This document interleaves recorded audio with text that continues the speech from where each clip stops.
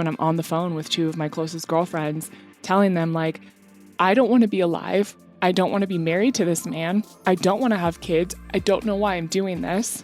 And they're just like having to literally talk me off the ledge. I had called the office and I had told them what was going on probably 2 weeks in. And they were like, oh yeah, so you don't have to do that.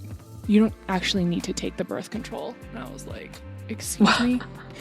And I'm sitting here like wanting to die and thinking, why was this never a fucking option? Okay, so you mentioned like prepping your body. What did that look like for you?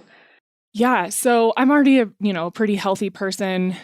We eat mostly paleo, don't drink a lot. I try and limit my caffeine. The addiction is real, as I've learned being pregnant. Yes, I learned. I know. Love it. And then I, work out regularly. So I think it was just more, it was definitely mentally getting in the right place and emotionally. But then also I read this book that was actually written by the creator of CCRM. I think his name is Dr. Schoolcraft.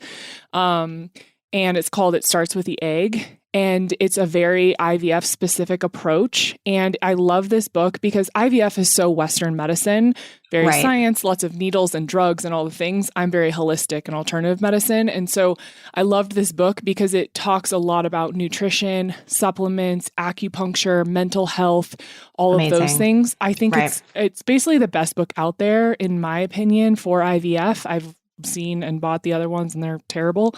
But this gives like a really great holistic approach of how to prepare your body, and to make sure that you're getting the right vitamins. And I did a lot of blood testing and blood work before as well, just to make sure that my gut was good. My numbers were normal. I always have really low vitamin D, so I knew I needed to up that.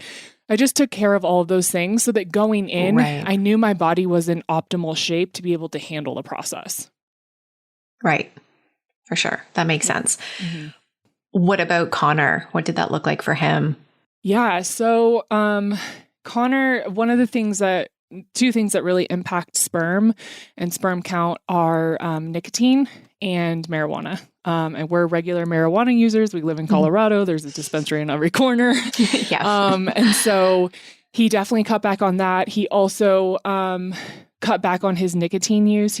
He's actually off nicotine completely now, which is amazing. The things that happen when you get pregnant and there's a baby on the way. Right. I'm like, ooh, the pressure is real. Totally. You step it up in like all levels. So he had limited his nicotine, and then they also put him on, I think it was it HCG? I think it was HCG that increases men's sperm count. And so the urologist that we were working with here, there's like a specialist that works with the fertility clinic, had put him on that just to help increase the sperm count, because not that he had low sperm count, but because of the procedure they have to do based on what he has, we wanted the best chance possible. So he was also in the sauna working out. We were eating really clean together. And, so that was kind of his participation in it. I definitely did a lot more, and that's just more my forte, But those three things were super important to be able to get the sperm count up and make sure that they were really healthy, and everything worked out really well. That's awesome. All right. So take us to, I guess, that initial first IVF session. Obviously, this is an area that is very new to me.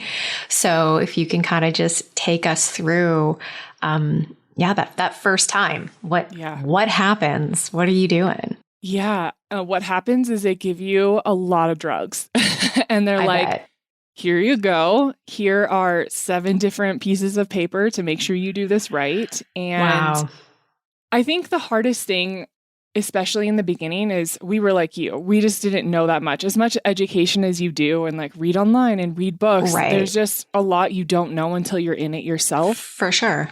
And I hate Western medicine. Let's just be honest. And I have been in the holistic alternative medicine space for the last 6-ish years, after healing from chronic illness and being so sick and being very taken advantage of and misled by Western medicine and being given a bunch of pills and drugs at 19 years old. So I kind of knew what to look for in that way, but I think the mistake that we made from the very beginning is that I didn't ask enough questions. I just trusted this process, and I don't know why. I think that I was a little desperate in a way, like, oh, well, we can't get pregnant naturally. So here's my power, doctor and facility. Right. Like, you clearly have good success rates. I'll just do whatever you say. I didn't realize that I was in so many ways betraying my body and myself in not asking those questions. I didn't ask enough questions about how the drugs were going to make me feel, understanding, the long-term cycling of it, how long it would take my body to come off of them. They said you have to be on birth control. That was the first pill that they put me on to start IVF. I didn't say, hey, do I have to take this? I haven't been on birth control since I was 27. I'm 34 now. Right. I don't do well on birth control, and I also don't believe in it.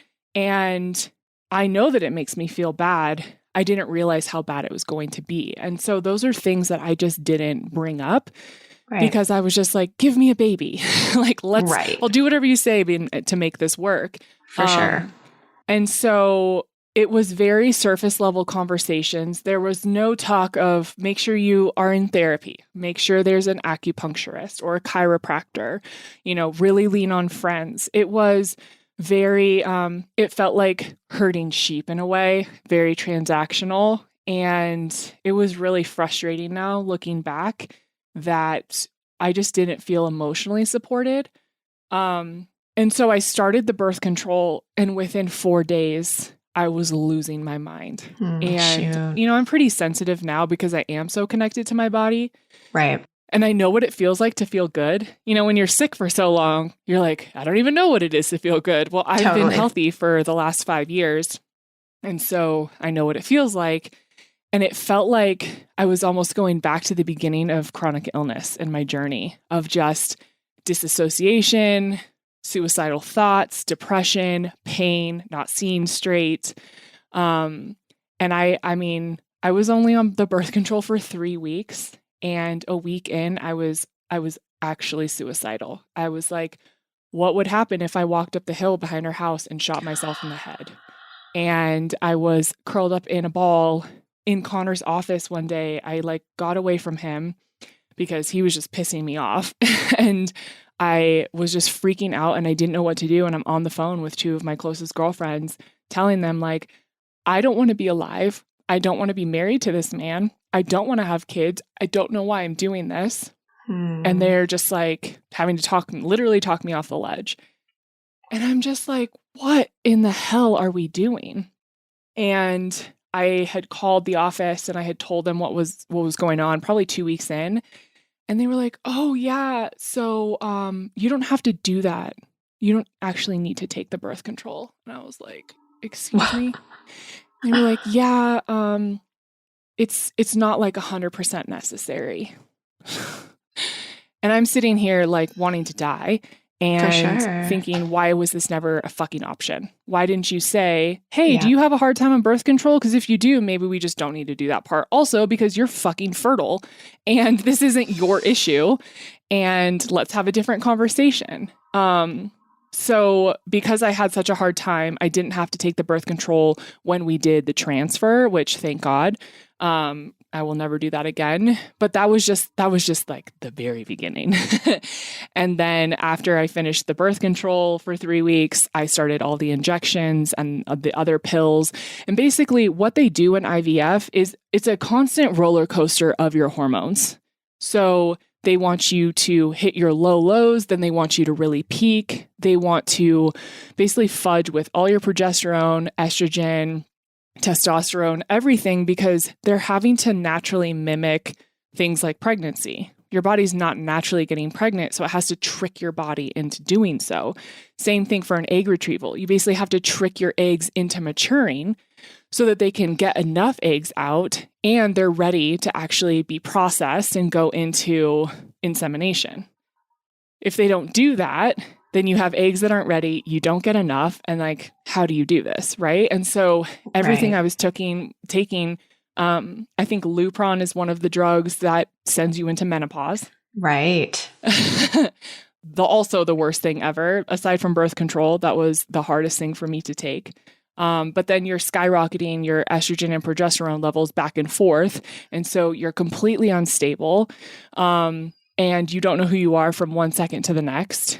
And you're all over the place, and you're angry and you're sad. I just remember I had tears coming out of my face one day, and I was like, I don't even know, where are these coming from? I told Connor, and he's like, why are you crying? I'm like, I have no idea. I don't even feel like I'm even producing these tears. Like, I don't know where they're coming from.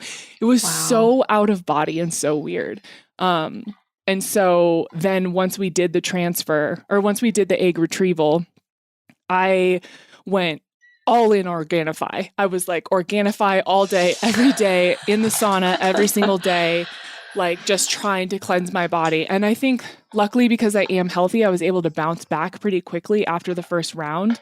Not that everything was out of my system, because as you know, like this takes forever. Takes time, yeah. But I at least felt some relief, some stabilization. For sure. I just felt a little more clear-headed. But that first round was, that was just so brutal.